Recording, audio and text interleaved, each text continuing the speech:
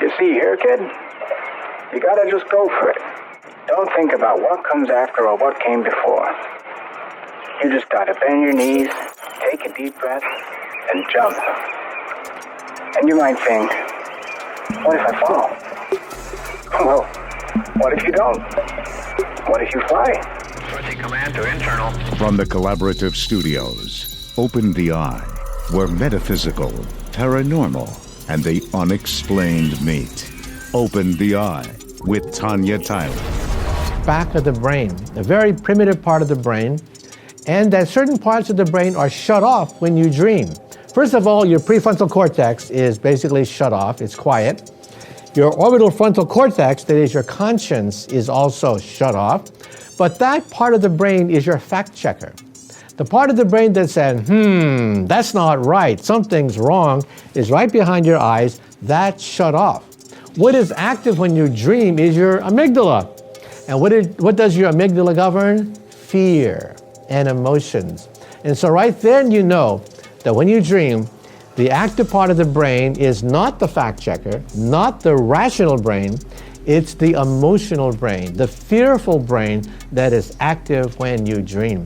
And then there's some superstition called lucid dreaming, where you can actually control the direction of the dream. Well, that superstition last year became science fact. At the Max Planck Institute in Germany, they were able to show once and for all that lucid dreaming is testable, reproducible, it is real. And here's how they did it.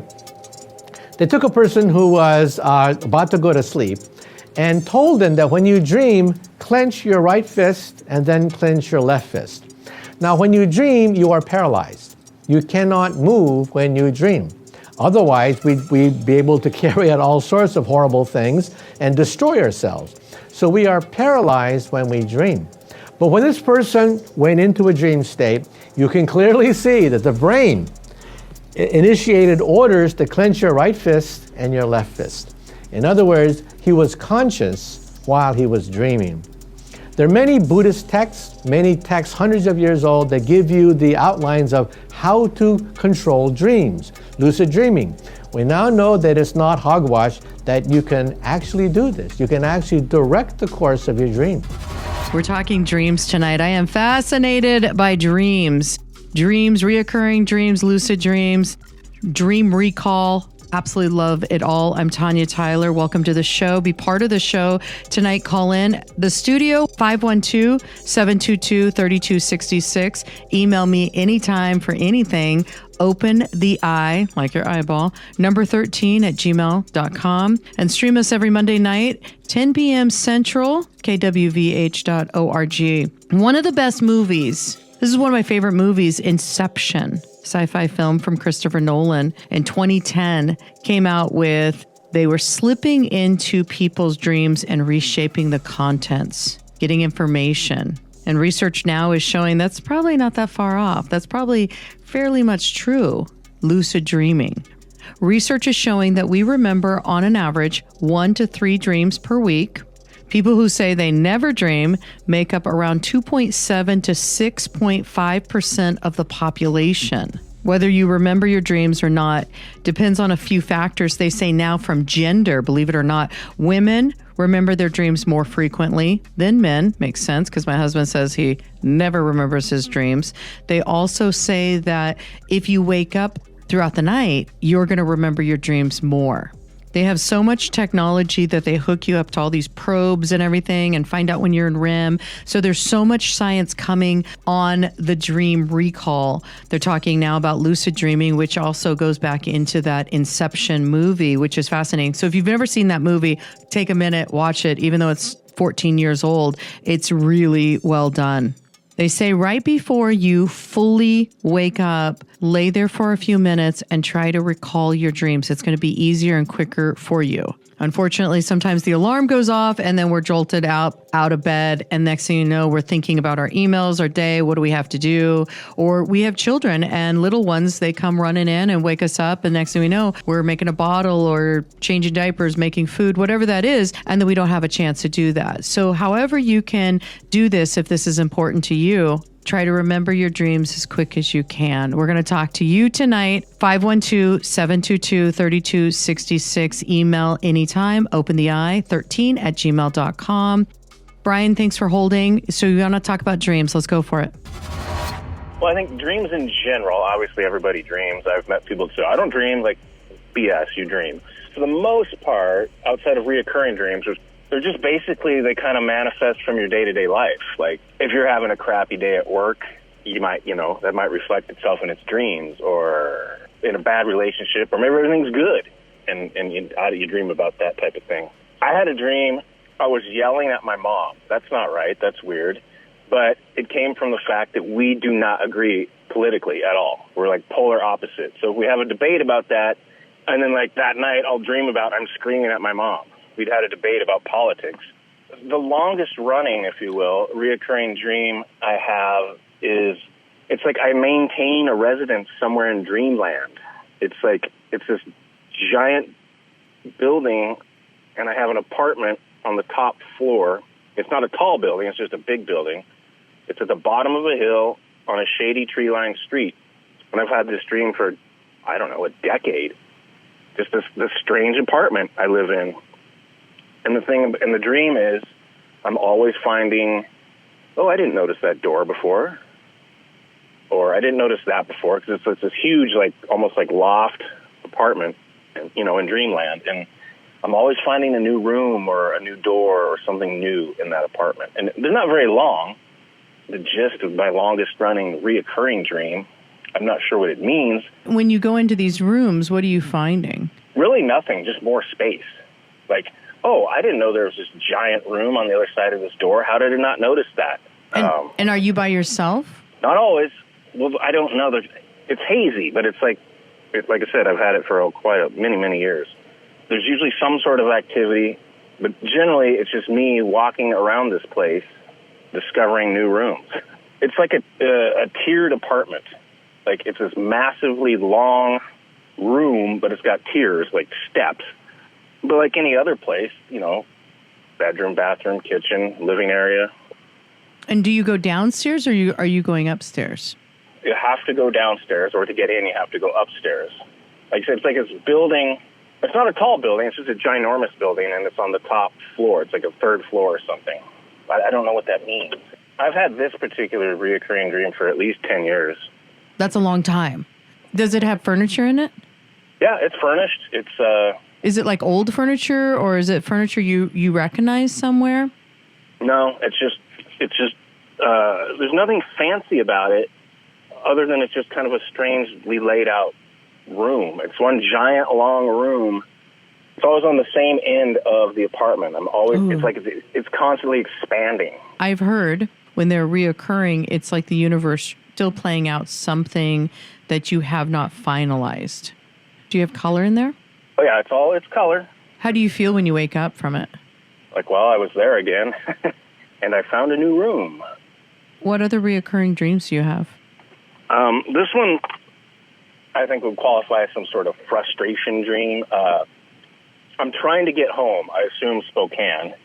Nothing specific in the dream says Spokane, but I have that feeling.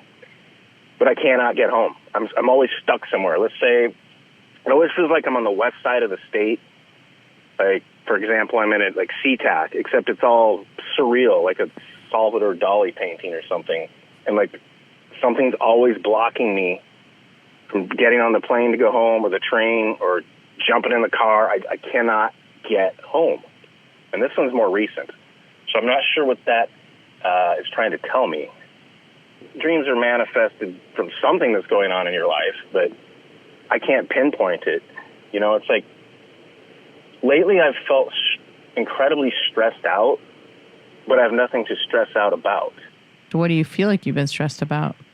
It's just the world we live in these days. I think we can all agree, no matter how you lean socially or politically, things ain't right. And I think that weighs on my conscience. And that could be something to do with that type of dream, frustration. Like, you want things to be a certain way, you just can't get them that way, and you don't have any control over it. What else do you remember about that dream? Do you ever get on the plane? I cannot get home. And I'm not sure where home is in the dream. I assume where I live here in Spokane, Washington. But and I'm usually with people, but I don't know who they are necessarily. And like I said, everything in this particular dream, everything is very surreal, like a Dali painting. It's just bizarre dreamland. What is your other one? Is I dream about dead relatives, and I don't think that's anything new for anybody. Maybe, I don't know. Like including my father, and we'll have conversations. Oh, that's interesting. I love that one too. Or my grandpa or grandma, and it's always on my dad's side. I have plenty of dead folks on my mom's side, but I never dream about them, ever. They don't come to visit you? No. On the dad's side, though, yeah. Either they're visiting me or it's just, I don't know. How close were you with your dad? Oh, we were fairly close. We weren't like best friends, but we weren't enemies at all. He was a pretty good father. No trauma with him? No. No, he was a pretty good dude. He was very by the book type of guy, but he was always helpful and fair. What do you talk about in your dream? Usually at my grandparents' house, his parents' house. We're there, and we're going about our day. We had a tree farm up there. It's like another day at the grandparents' house on the farm. And in this dream, are you young? Are you like your age now? That's a good question. I think I'd be like I am now. See myself as younger or feel younger or... They say that the veil when we're sleeping is a lot thinner. My dad passed in 2007. That's, 18, 17 years ago. Yeah. And it's only in the last couple of years I've had these dreams with him in them. And then, we're interacting one way or another. Their spirit can connect to your spirit because the veil is thinner when you sleep. Is there a message I'm missing that they're trying to convey to me? Or is it just their way of saying hello? Or their way of saying, hey, we're going to see you soon? No, don't say that. I had crazy dreams, and I've just been starting to remember my dreams as of recent. So I try to document them because I think it's really important for me to have that. Do you have lucid dreams where you can control your dreams? Sometimes. Obviously not in the one where I can't get home. They're very vivid, all of my dreams. Like, I wake up like, wow, okay, that was intense. What are you doing in your dreams that you remember? Well, I was like this morning. I don't remember what I dreamt last night, but I remember when I woke up, I go, keep this in mind. And 5 minutes later, as I'm headed out the door, I totally forgot what I dreamt about. Maybe I should document them or write it down or journal it or something. I do it in my phone, and I do it on notes. I just put it in my notes, and then I voice text it. And I just rattle as quick as I can, everything. And then what's funny to me is when I look back, I go, oh, I forgot about that necklace. That's right. There was a necklace because I had documented it. So right when I wake up, I usually grab my phone and then I put it onto the notes, and then I put dream. I rattle. I put it on voice text, voice audio, whatever that is. And then I just rattle. And so as of late, I've been remembering my dreams, which has been really fun. There's always messages to me in our dreams. So lucid dreaming is where you can basically wake up inside your dream and you go, I am dreaming. And I did this program where you would say all day long, I'm dreaming. Am I dreaming? Am I dreaming? Am I dreaming?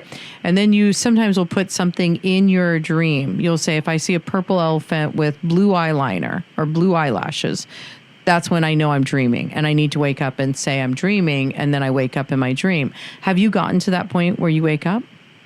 It reminded me of, this wasn't that long ago.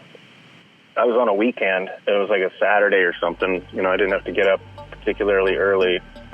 And I was laying there just kind of staring at the ceiling, the window. It was light out. I thought I was awake. All of a sudden, everything got real dark outside, like just almost immediately. This overwhelming feeling of impending, like, this is it, it's all over, like we're about to be hit with an atomic blast or something, because everything got dark and quiet, and this overwhelming sense of, like, fear. I don't know, it was like, it happened real quickly, and then before whatever I thought was going to happen, I snapped awake, even though I thought I was awake the whole time. So then you woke up. But I thought I was awake, like, literally, like, I'm just kind of chilling here, should probably get up, staring at the ceiling, the window, and then all that occurred, and then my eyes popped open. Wait a minute. I wasn't awake. That was a dream. That's wild. And it was I don't get scared. Things don't scare me much, other than the world we live in.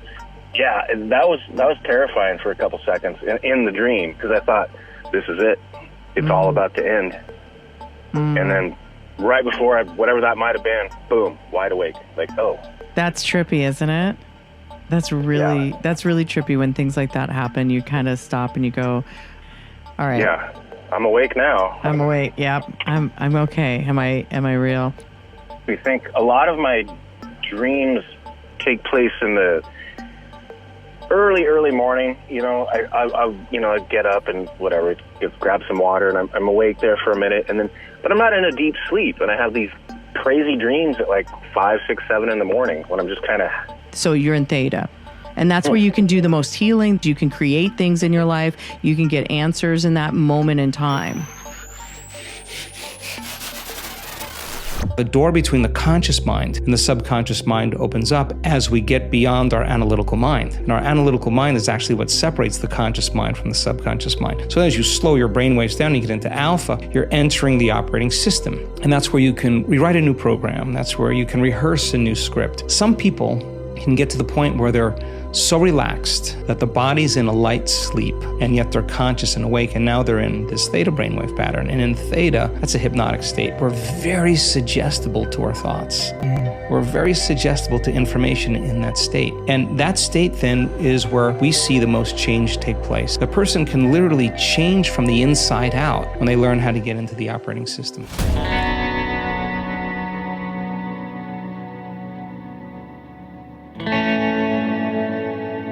We are talking dreams tonight. Anything about dreams. You want to call me up, be part of the show, talk about your dreams, a reoccurring dream, a lucid dream that you've had.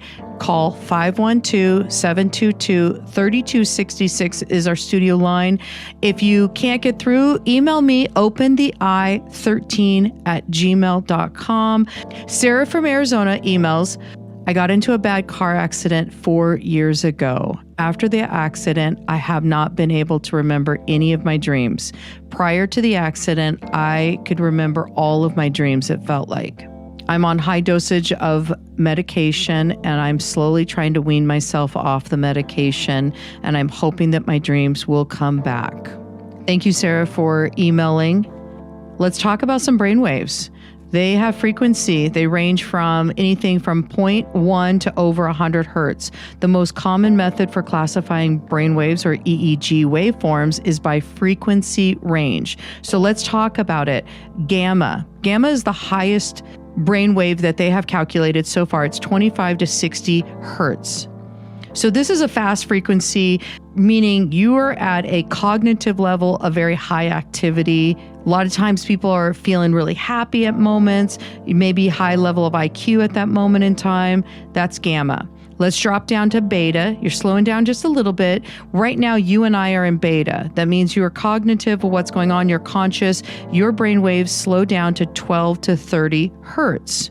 Now, alpha, we're in alpha 90% of the day. This trips me out because alpha is where our brainwaves slow down to 8 to 12 hertz. So when you're watching a movie, you're in alpha. Your brainwaves slow down, you're watching something, you're not conscious about what's going on. I'm sitting on the couch eating chips, watching a movie. You're like, whoa, what's happening? When you're reading a book, 2 hours of your life just went by. You're in alpha, and they call it a trance. You're in it 90% of the day. When you're on social media, you're in alpha. You're like 3 hours. Whoa, I just was scrolling through TikTok and 3 hours of my life just got sucked up. That's because you were just in this meditative state, alpha, that your brainwaves are slower. Now, where you can do a lot of the healing and you can change a lot, you can practice interview skills, maybe memorizing a script, anything is in theta. And that's where your brainwaves slow down to 4 to 8 hertz. And this occurs right before you fall asleep and right when you fully wake up. We are in theta brainwaves twice a day. So it's like you're laying in bed, feeling really good.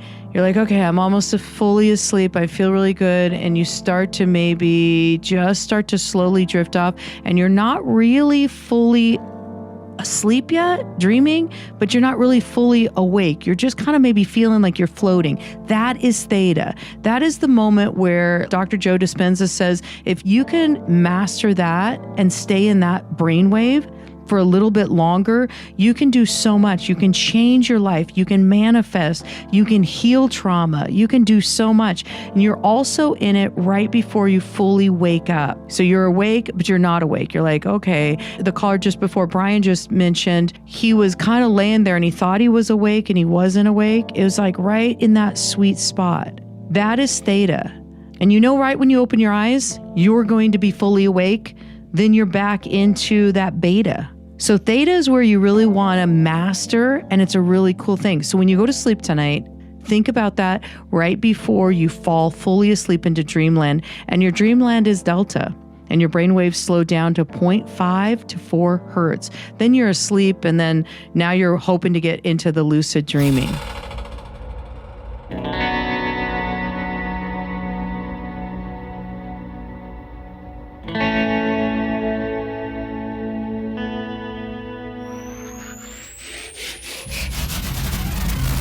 One thing you should know about me.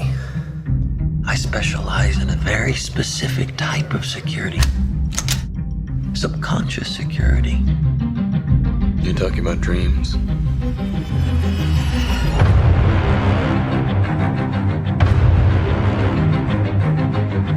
Mr. Cobb has a job offer he would like to discuss with you.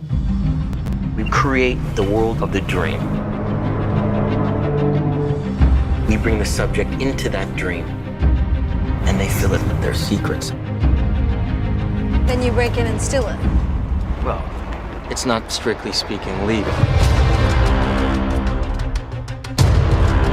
It's called Inception. That was the movie Inception 2010, Christopher Nolan, sci-fi about dreams. We are talking about dreams tonight. Be part of the conversation, calling the studio at 512-722-3266 or email me anything, anytime at opentheeye, like the eyeball, number 13 at gmail.com. Mike, thanks so much for holding. You have a crazy dream or your dreams? Yes, it's funny. I rarely dream or rarely remember my dreams. You know, my wife always asks in the morning if I had any dreams, and I mean, 9 times out of 10 or 99% of the time, I don't remember it. The only time I'll remember a dream is if I get up to go to the bathroom and then I'm still kind of awake and go back. Sometimes I'm in that dream state. So recently I did have one, and I do remember it because it's really kind of strange. Okay, what was it? So I met this famous baseball player, and, you know, normally I'm not like starstruck or anything, but in this one, I was really talking to him, getting to know him. We were at some event. I don't even know the details, but I was like, you know what? I need to get a picture of you or a video or something. I want to just show people, you know, I don't usually do this, but let's do this photo. And I tried to take a photo and my phone wouldn't work. It was like scrambled. Like it was like, there was some sort of like interference or something like that. It would not work. Like it was just like melting. Like the phone wouldn't work. So he's like, oh, let me try mine. And it was the same exact thing. So it was like the electronics got shut down or something like that at that moment. It was really bizarre. And then that's all I remember. Oh, that's weird. Isn't it interesting that you don't remember your dreams often? The research shows that men rarely remember their dreams and women do. I mentioned that earlier in the show, but that's interesting. And then the scrambling of the electronics. You said your cell phone, right? Yeah. It was like everything just didn't work. It was like a force field or something like that. It was really bizarre. You know, like I don't know, but sign of the future or something. Yeah, that you're not supposed to ever be taking photos of famous people or famous baseball players or something like that. Was this a player that you knew of, or was it somebody you didn't know? No, I knew who it was, and it wasn't like it was just like random. Maybe I was watching baseball before the game or before I went to sleep or something. I don't know, really. And interesting that you said when you woke up, you remembered it, because they also, research shows that people that wake up often more actually remember their dreams more. So it was almost kind of like you got kind of stuck with remembering that. But you don't remember your dreams hardly at all? Rarely. And if I do, it's the same case where I, get up to go to the bathroom at like 3 a.m. or whatever it is, and I'm still in that dream state. That's like the only time. And usually I don't even remember them that vividly. If I do, I just know that I, like little bits and pieces of it. Interesting about the electronics, though, and I like that you shared it. Thank you so much for calling, and thanks for listening. I appreciate it. Yeah, no problem. Be part of the show tonight at 512-722-3266. Email anytime about anything. Open the eye, like the eyeball, number 13 at gmail.com. Stream us live every Monday night at 10 p.m. Central at kwvh.org. We are talking dreams, recall dreams, lucid dreams, anything about dreams. They're so fascinating. Research is coming so strong on where we are with our dreams and how we can do some healing. There's so much healing to be done in our dreams and in a trance-like state like theta. We're going to take a little break, talk more about lucid dreams and what can we do to help us remember our dreams or become awake inside of our dreams. Every night when you go to bed, there's a period just after you close your eyes and you're essentially disconnected for a moment.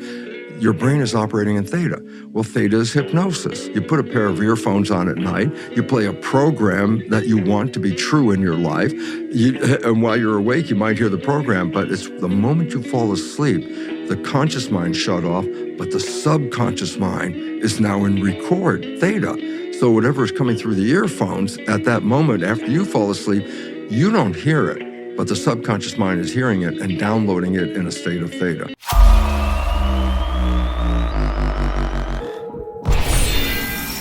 No one has ever done it before. No one has even conceived of doing it before.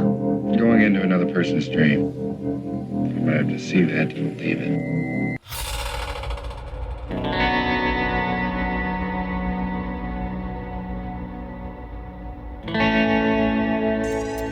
Dreamscape, what a fascinating movie. 1984, fascinating dream movies all around and what we can do with our dreams. They are incredible. They are really powerful. Some people say, are we dreaming when we're awake? Are we awake when we're dreaming?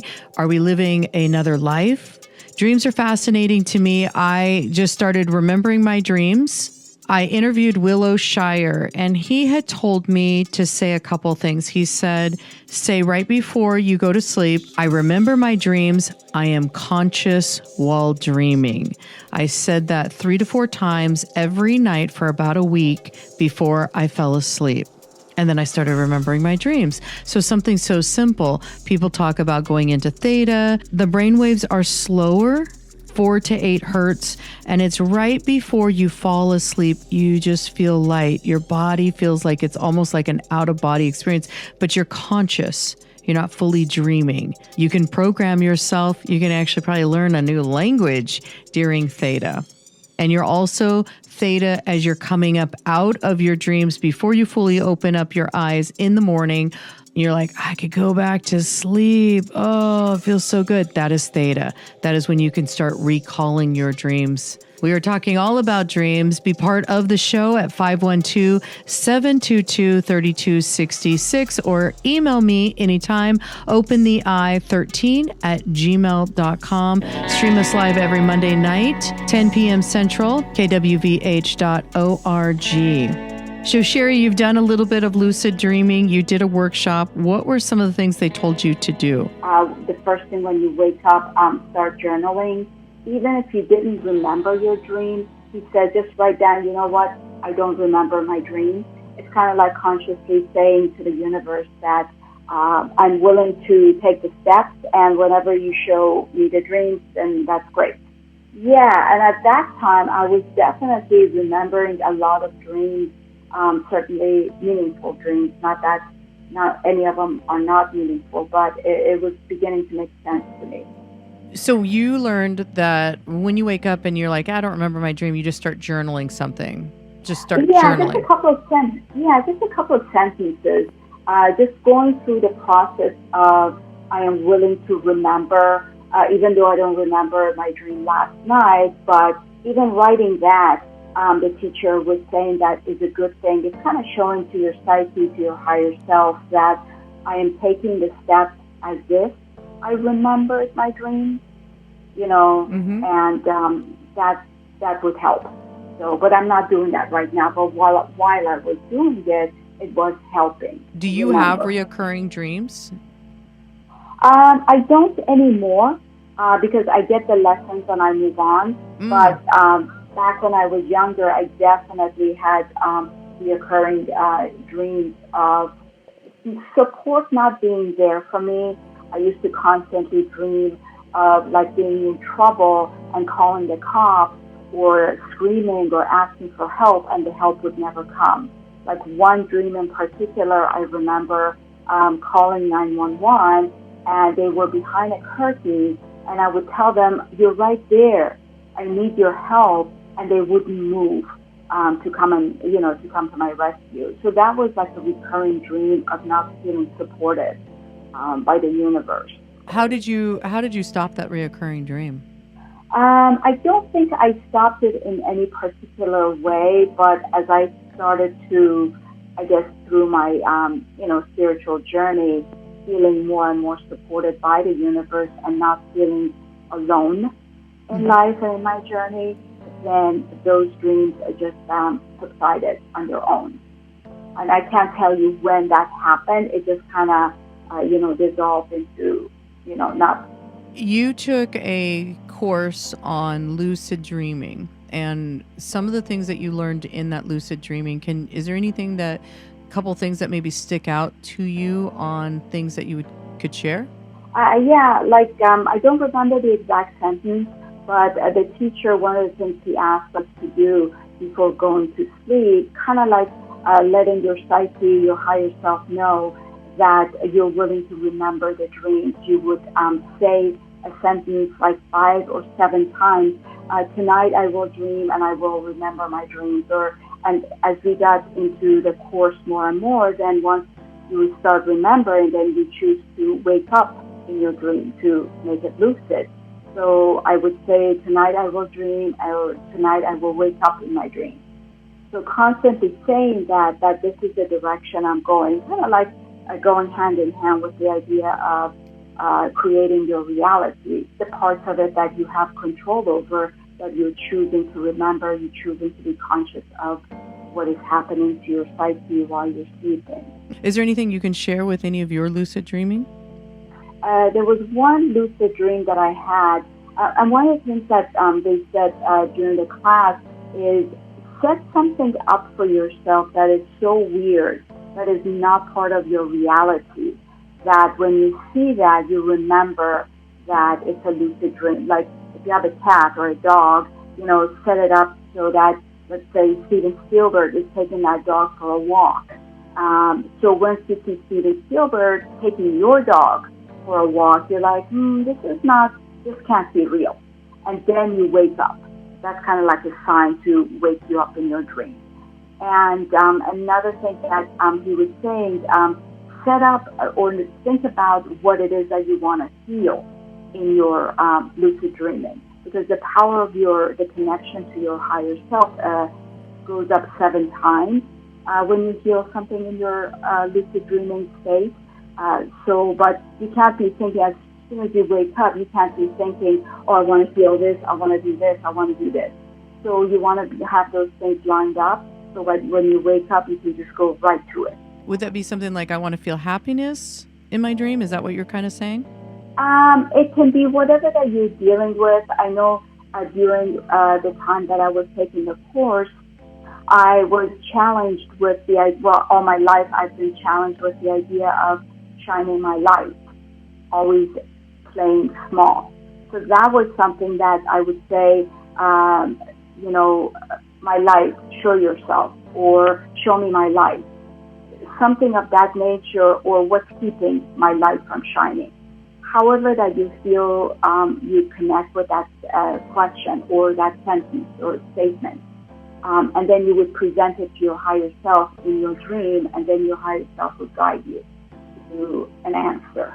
Ooh, I like that. Okay. So like if, let's say I'm dealing with maybe some sorrow that I can't get out of me. I've been dealing with this for a while. But so at night, when I'm setting myself up, what would I say to say, okay, I want to see what the sorrow is connected to? What is the cause of my sorrow? Okay. Sorrow, release yourself or show your cause, or, something that would connect to you, how that statement would make sense to you. Okay. Okay, that makes sense. Yeah. Okay, that's great. And then in your lucid dreams, can you share kind of some of the things that you did? One particular one, in a dream with my niece. My niece is 30 now. But in the dream, she was like 6 or 7. And I was holding her hand. And I was like, this is a little weird. Just the idea that she was that young. But it still didn't occur to me that I was dreaming. And then we're walking, and then the cars were parked in a weird way, and I think she was just a sign to show me that I was in a dream, like her age and stuff. Because as soon as I was like, oh, wait a minute, I think this is a dream, right? And as soon as I went to do a couple of exercises to see if it was a dream, I realized the whole scene changed, and my niece, as a 7-year-old, she ran away. So the dream wasn't about her so much. It was just like a sign to say that this is a little off, that my niece is not 7, she's 30. And then all of a sudden, all my surroundings got really dark, like a dark cloud. And I went to fight with the dark cloud rather than befriend it. One of the things I said in the course, a lot of times your shadow will show itself. And one thing you want to do, you want to hug everything, accept everything, love everything. Actually, as we're talking, like if you were dealing with sorrow, maybe hold your sorrow, like love it into dissolving. Okay. Like accepting it. Okay. Type of thing. But at the time that I had that dream, I hadn't done all the classes, so I didn't know that I needed to confront the dark side or the dark energy that I was feeling. So I started to fight it. I felt my arms going, and I did so much movement that it woke me up. But that's one of the things that they taught you in the course, is that just hug everything. It's just send it love so that you're dissolving it into love. I like it. Any ideas on what they say, like when you feel lost in your dream, like you can't find your way out of the dream? I think if you're not necessarily, but because he was speaking from the point of lucid dreaming, I think then you would set that up for yourself. If you feel lost in your everyday, in the waking hours, then you set that up to deal with when you're dreaming. Lost, show yourself, why am I lost? Or just the feeling of loss would present itself if that's what you want to deal with, and say, present yourself. Why am I feeling lost? Why am I feeling lost? Okay. Yeah. That's or good. Present yourself. Lost. Present yourself to me. Right. And I believe, just from my understanding of the course, when we say that, then all aspects of this feeling should show itself to you enough for you to be able to deal with it. Thank you so much for your call and your insight and sharing some of the coursework that you did on lucid dreaming. That's really magnificent. We appreciate you tons.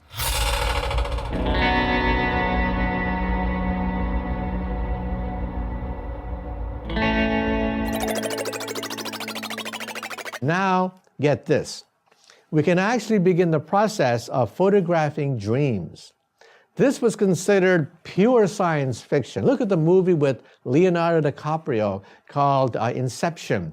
It turns out that the first steps in this direction have been taken already in Kyoto and at Berkeley.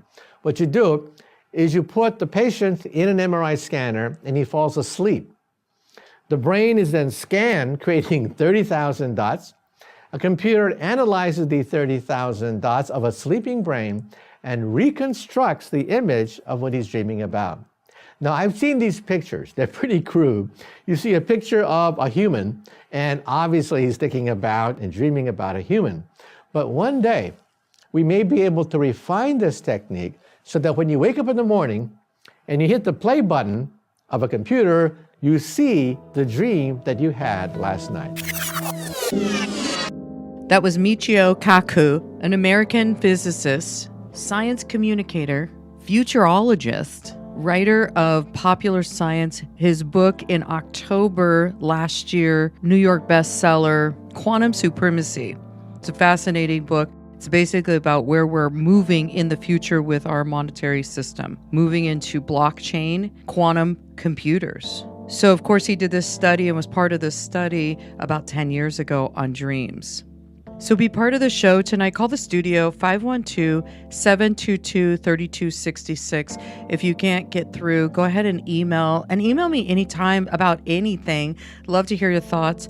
opentheeye13@gmail.com. You can always stream us live every Monday night, 10 p.m. Central on kwvh.org. Stephen, thank you so much for holding.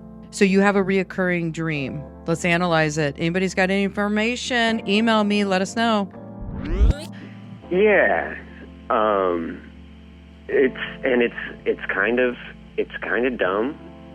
My mind going where the current state of affairs with the world is or what. But it's literally just trying to get from area to area in town.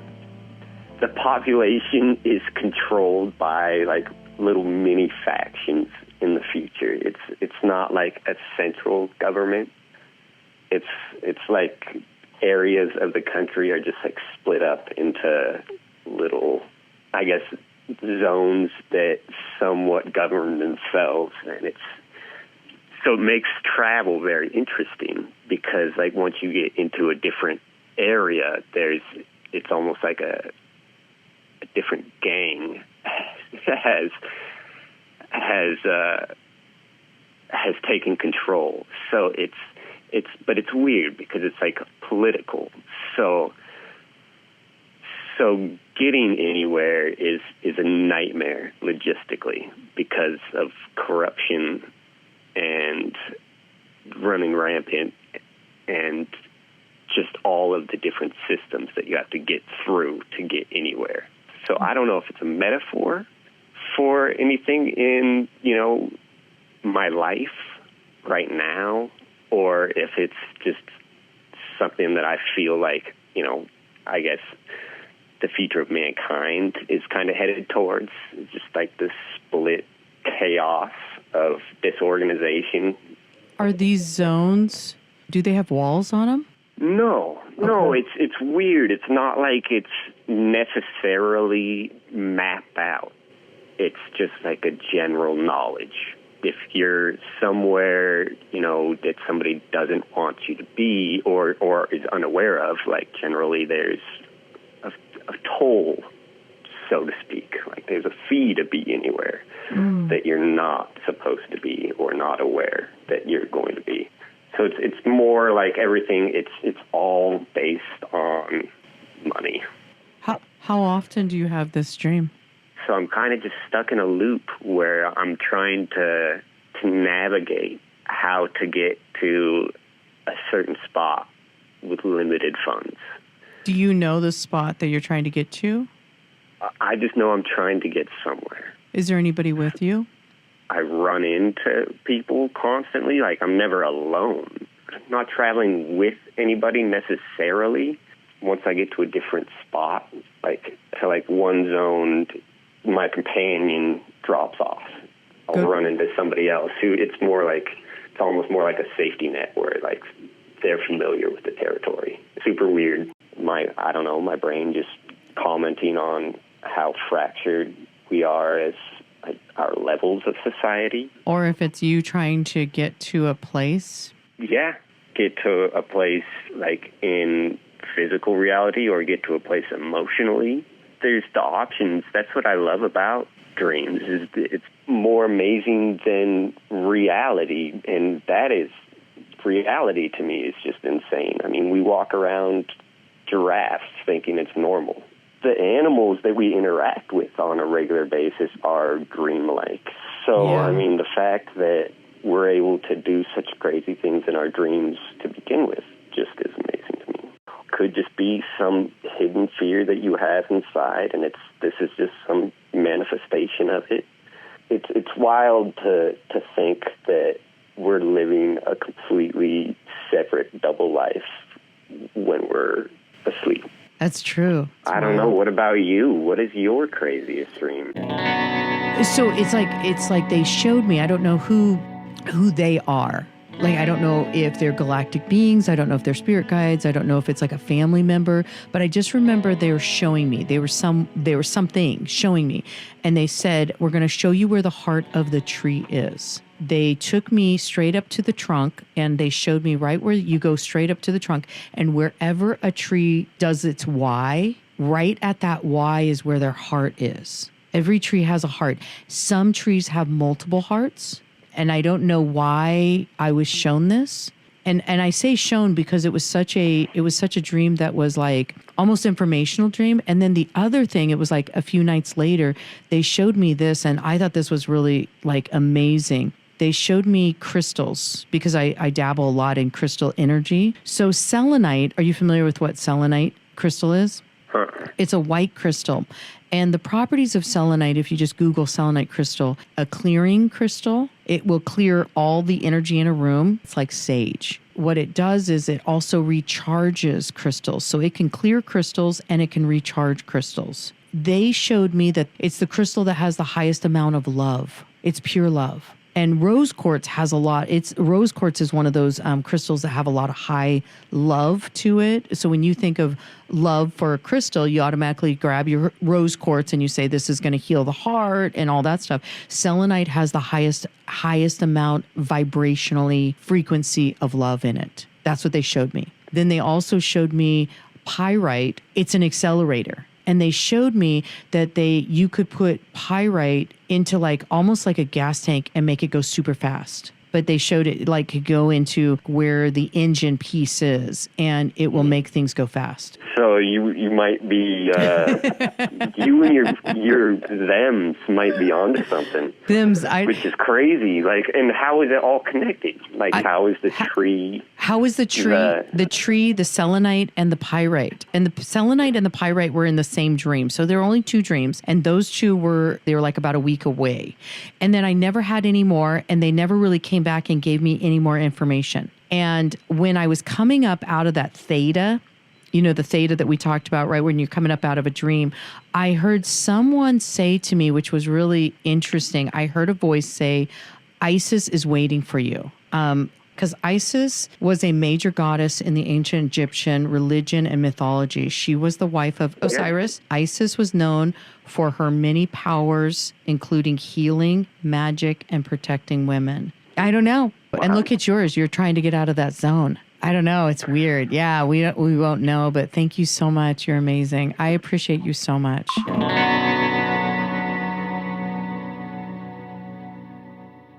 When I learned that we're asleep for 1/3 of our lives, I was terrified. It honestly scared me, and still does, to think that if I were to live for, say, 75 years, 25 of those years would be spent in a state of unconscious suspension. I mean, it feels like I lose those 25 years. And the thought literally kept me up at night. So in the process of trying to reclaim those 25 years, I stumbled on one of the coolest practices I've ever known in my 18 years of life. That's taking control of your dreams. Now, that is the essence of lucid dreaming. Some of you might already be familiar with it. It's when the dreamer in a dream becomes aware of the fact that they are dreaming. Because, of course, dreams feel real while we're in them. It's the reason we wake up gasping, oh my God, did I really just run over my dog? Or did I really just fall off that cliff? I actually admittedly fall off cliffs quite often in my dreams, funny enough. But so anyway, when the dreamer realizes that they're dreaming, they are said to achieve lucidity and become lucid in their dream. And from that point onwards, they gain complete control over the dream landscape or dreamscape. And literally anything they imagine becomes possible. So much like astronauts explore space, an Onironaut explores dreams. I've been an Oneironaut now for approximately 4 years. And in that time, I've had a grand total of 14 to 15. No, actually, last night I had a lucid dream, and that makes around 17. So 17 lucid dreams. And granted, I wasn't trying 100% of the time, but that's not that many in that much span of time. But that's not always the case. Some people are naturally hardwired to have them. Actually, I bet there are a few people watching right now that have naturally occurring lucid dreams. Now, if you're one of those people, please count yourself as lucky, because it is not as easy for the rest of us. So for those of you who have never experienced a lucid dream before, which is probably the majority, what is it like? So I know that before I started lucid dreaming, my dreams were very vague and out of control, and I quickly forgot them by the time I woke up. But a lucid dream is completely different. To an adept, the dream feels completely lifelike. I remember not too long ago, actually, I was in a lucid dream and I stopped for a moment and knelt down and picked up a stone. And I looked at it and I tossed it up in the air and felt its weight. And I knew that what I was seeing wasn't real, but it felt real. And when I fly, I feel the wind buffeting my face. And when I use the force to break a window, I can hear the glass shatter with such clarity that I can understand why it can be so hard to realize we're dreaming in the first place. So I mentioned using the force, and some of you are probably wondering, what else can I do in a lucid dream? So here are a few other cool things that I really enjoy doing when I'm lucid. I love changing the rate of time around me. I love making some things go in slow motion while I just walk in normal time. I love letting my mind generate large landscapes or constructs and then exploring them on a magic carpet or just flying naturally. You wouldn't actually expect this, but eating in a lucid dream is actually quite special. When you eat in a lucid dream, or at least when I do, the experience is much more intense. Because, of course, my taste buds aren't actually being stimulated. The entire experience is being fabricated in my brain. So, in that sense, every bite tastes like my first. So, scientists agree that lucid dreaming is real and that anyone can have one, simply because everyone is capable of dreaming. Actually, every one of you experiences somewhere between 3 to 7 dreams a night. You just forget most of them by the time you wake up. So the first step on my path to a lucid dream was when I started to try and improve my dream recall. Now, to do this, I started keeping what's called a dream journal, this thing, and writing down all the dreams I could remember when I woke up. And I really recommend anyone who's interested in their dreams to start keeping one. The second thing I needed to do was to realize I was dreaming in a dream. Now, to do this, there are plenty of different techniques, and I could go into a lot of detail here, but I'm just gonna bring it down to the main basics. You have 2 main approaches. You have MILD, which stands for mnemonically induced lucid dreams. Now, these techniques revolve around the habit of questioning your reality. And habit is such a powerful tool, and it's incredibly strong because any habit you create in your waking life transfers into your dreaming life. So I started habitually conducting what's called a reality check, which is the simple test to see if you're dreaming. Let's see if I can do this. My simple reality check is I take my right hand and I try and push it through my left. And when I'm dreaming, they go right through each other. And it's a very bizarre feeling, I promise. So yes, all it really takes is one reality-challenging thought, and suddenly you spark lucidity. The other technique is WILD, standing for wake-induced lucid dreaming. Now, this technique is so cool, but it's a lot more advanced as well, and I'm still getting there. What advanced lucid dreamers can do is they can fall asleep directly into a lucid dream. And they do this by tricking their body into falling asleep while their mind stays awake. Now, there is a catch, and this is the main reason why I've been so hesitant to try this more often, and that's called sleep paralysis, where your body falls asleep, but your mind is still trapped in between the doorway between wakefulness and sleep. And you are paralyzed in your bed and you can't move. Some people even hallucinate, and it can be an incredibly terrifying experience. But nevertheless, I still really want to try this more often because, after all, what is this all for? It's for me to try and slowly make up that 25 years that I would otherwise spend idle by trying new things and trying to progress more as a person. So if I can leave all of you with my final message, unleash your infinite curiosity in a space with infinite possibilities. And by all means, try and seize the day, but also try and seize the night. Well, thank you so much for listening to Open the Eye. I'm Tanya Tyler. I so appreciate you. Stream us every Monday night live, 10 p.m. Central on kwvh.org. Email me anytime, opentheeye13@gmail.com.